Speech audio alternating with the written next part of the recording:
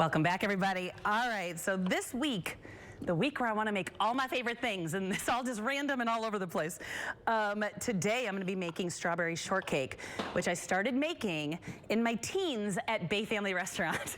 And people liked my strawberry shortcake. So, you know, I had to kind of make it more of a signature recipe of mine now that I'm slightly older than 16. So, oh gosh, 30 years ago. Am I doing the math right? Because I'm 46.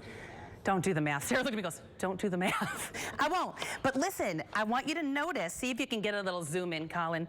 Look at my apron. Sarah got me for my birthday, and she embroidered a heart with garlic on it. If that's not the cutest thing you've seen today, I don't know what is. Obsessed. All right, so what I'm doing right now, we're getting into berry season, which I love. So I'm chopping up some strawberries here. If they're small, cut them in half. If they're medium, cut them into quarters. I just want kind of even size pieces here.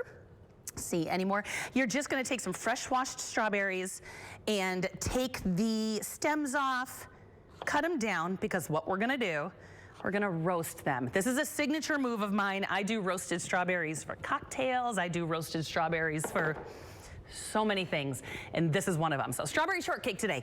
I'm gonna take some strawberries. I'm gonna go ahead and hit them with a little honey. We're gonna add a little bit of sugar to this, but why I'm doing that is not only to sweeten them up, but because this is gonna add a really beautiful glaze and caramelization on these while they roast in the oven. So I have some ready to go right now. I'm gonna let them keep moving for a minute while I make the shortcake. Now you can easily at the grocery store buy shortcakes, angel food cake, biscuit, things like that, but I'm gonna show you how easy it is to make your own with just pantry staples that you already have. These will go on a sheet tray, they're gonna go in your oven, and they're gonna roast and get all super jammy and delicious. I'll show you in a minute. Let's do this instead. We'll start here. Now, I've got some flour here. We're gonna add some sugar. This is how you make shortcake, everybody. It's so easy and so good to do with the kids as well. This is an easy thing for them to help with, pad out, do all the things. I'm gonna add in some baking powder because of course, shortcakes are kind of similar to a biscuit. We want them to rise up, so that powder puffs. Baking soda spreads. I don't wanna spread it. I wanna puff it, so I'm doing powder.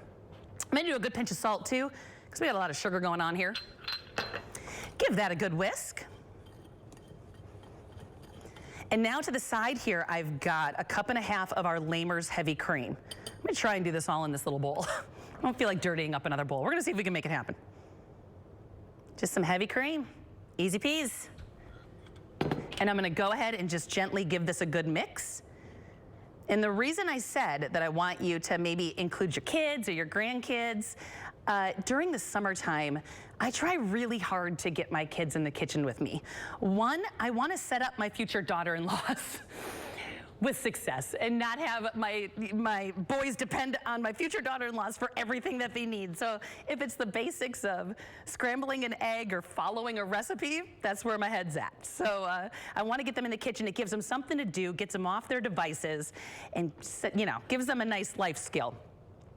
So for me, you know, this part of it, once we pat it out a little bit and cut the biscuits out, they can help with all of that sort of stuff. Just get them comfortable stirring, comfortable in the kitchen. So we got this thick dough here. And what I'm gonna do, I've got a clean surface. Oh, perfect, thank you. 6, thank you, heard. All right, so I'm gonna go ahead and kind of give this a nice little mix.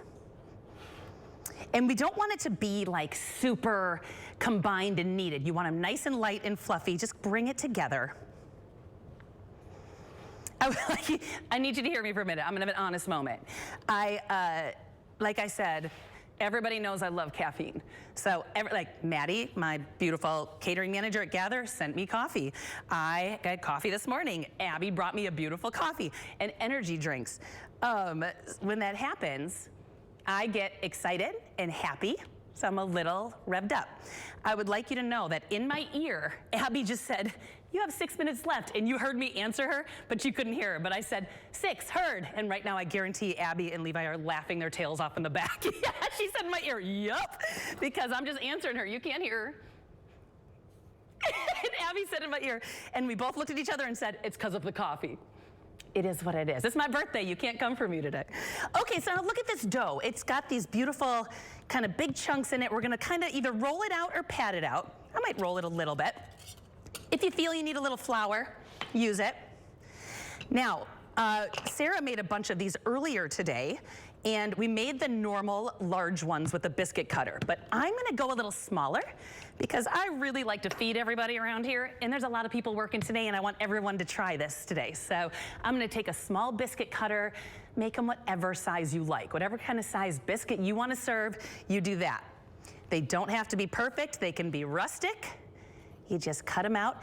Now, if you don't have biscuit cutters, do what I did for years when I was a broke caterer in California. You use empty soup cans. Tomato paste cans make perfect little ones. You can get any kind of, a tuna can is perfect for using for ring molds. I did all the budget stuff. So if you don't have biscuit cutters, just use a soup can.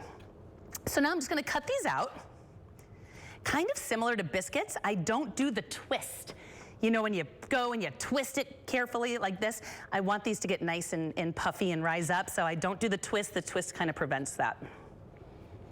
All right, so now once I have these cut out, which like I said, this couldn't be easier and more rustic, we're gonna brush them with a little bit of egg white. But first, I think I'm gonna make a few more. You can just crumble it together, kind of smush it all together, make a couple more. We are not wasting the dough. Sarah, may I ask you for a favor? Would you mind doing the egg white for me on the side? Thank you, I appreciate you. I feel spoiled today already because Sarah's apron is so beautiful. Abby's spoiling me already. I have two best friends in California. One every year sends me gourmet ice creams and sent me the weirdest flavored ice creams this weekend. And then I also woke up yesterday to a huge box of crumble cookies from my other best friend. So we're not losing weight this week. That's what I'm trying to tell you. I'm just not going to get skinny this week. It is what it is. Thank you so much. All right, so now we got our biscuits here. We're gonna keep on rolling for time. And we're gonna go ahead and hit it, thank you, with a little bit of egg white. And you're gonna bake these at 350 degrees for about, I'd say 15 minutes or so, depending on the size. They're gonna stay really nice and light on the top, but the bottom gets golden brown. So I want you checking the bottoms, not the top. I'll show you that in a second. Once you have your egg white on here, this egg white is gonna act as glue for some sugar. We're gonna take some sugar, do a good dose right across the top and get these in your oven. These are so cute. I love these minis. These are good for catering or baby showers, wedding showers if you need a mini dessert. I'm gonna pop them in and then I'm gonna grab out my strawberries so you can take a look. Woo! Let's go, honey. This is what I'm looking for. All right. So now, these don't look like they're anything super special right now. Let me grab a fork. If you look at this, even get an overhead shot, beautiful. When you smash them, their juices came out. So what you're getting is a super, super concentrated strawberry. Now, so they're gonna be jammy, extra sweet. And what I normally like to do is I like to pour them all in a bowl and let them get extra juicy all together. But for the sake of TV time today, I'm gonna show you how I plate this up. I can't tell you how good these smell. They smell so good. So I'm gonna take a biscuit. This is what our shortcakes are gonna look like when they come out. They are crusty on the top with that sugar. They have risen a little bit, but the bottom's golden. So that's what I'm looking for the shortcake. I made a mess, I'm sorry, Sarah. I'm cruising through and making a mess. I'm gonna gently cut it open. These are still a little bit warm from the oven from earlier. And, oh, tender, soft cake right there, but that crunch over the top with the sugar and then the juiciness of the jammy strawberries. This is heaven, and just such a cool way to elevate a normal strawberry shortcake. Now, if these were a little bit juicier, you would really get the juices kind of soaked in to this biscuit right here, this shortcake. But we're gonna do this, and then what I love too is you can serve it with whipped cream, but we have our new Scoops ice cream sponsor from Terra Verde Coffee. Their Scoops is fantastic. So I'm gonna serve it with a good scoop of vanilla ice cream, nice and warm. Give it a good top. That is summer on a plate. Nobody is mad about that. And it couldn't be easier. So I hope you make this, I hope you love it.